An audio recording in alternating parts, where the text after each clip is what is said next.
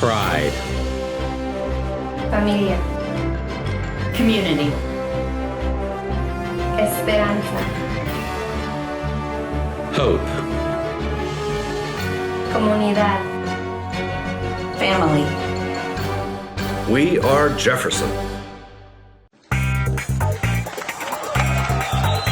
From our studios in beautiful downtown Jefferson, please welcome your host, Christopher Shaw.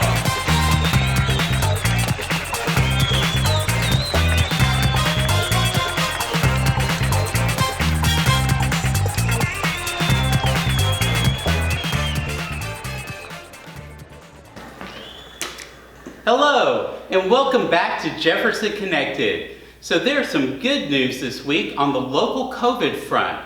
Numbers are improving in the area, and Marion County is finally moving from the extreme risk category and into the high risk category. I don't know about the rest of you, but I'm glad to hear the numbers are improving as we move closer to in-person school.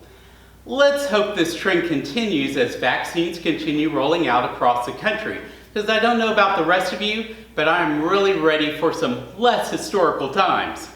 I'm really hoping that years from now, when I look back at 2022, I'm saying, wow, 2022 was really boring. Nothing happened at all.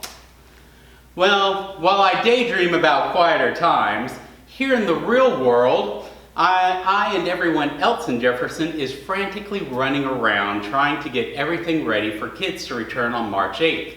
And with in-person school just around the corner, today we are checking in with Scott Jancy, the middle school principal, to find out about the preparations and let you know what to expect. Hi, Scott. So how long have you been the principal and worked here at Jefferson? Hello, Chris. This is my third year as principal at Jefferson Middle School. Before that, I was an assistant principal in Albany, and before that, a longtime high school teacher in Tosa in the Salem-Keizer School District. So middle school went with an AM-PM schedule similar to elementary. What was the reasoning behind that? That's a good question, Chris. JMS decided to go with an AM and PM schedule to coincide with the elementary schedule. Also, we wanted to maximize the number of days we can spend with students. In this case, we believe it's beneficial to have more frequent, 4 days a week, interaction with students, even if the time they are here is shorter. In essence, we want our kids here as frequently as we can manage. I know in the middle school, students start moving from class to class between periods. How is that going to work now?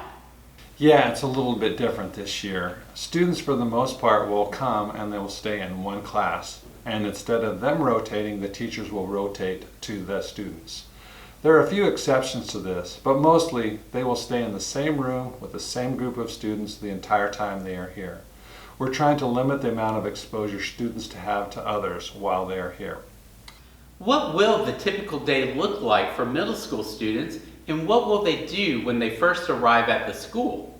Our doors open at 7:40 for the AM session and 11:55 for the PM session. Students will enter the door, sanitize their hands, and walk to a designated spot close to their classroom.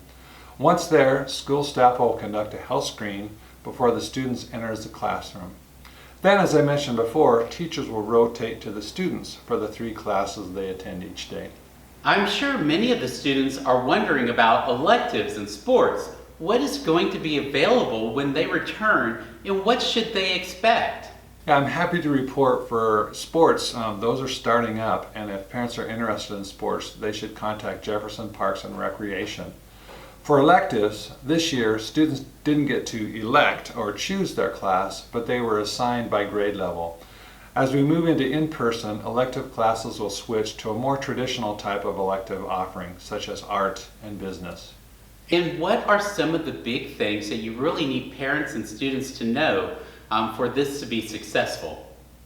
Yeah, we want to keep this going. In order for this to work and for us not to have to shut it down for periods of time, I'd like parents and students to remember the following. Number 1, please don't send your student if they're not feeling well.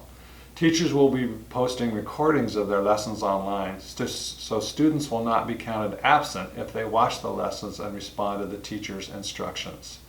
Also, please do not bring your students earlier than 7:40 or 11:55.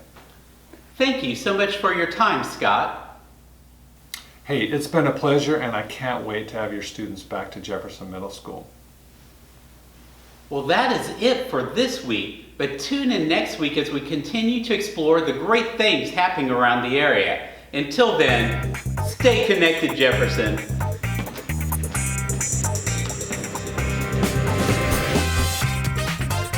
I'm Batman.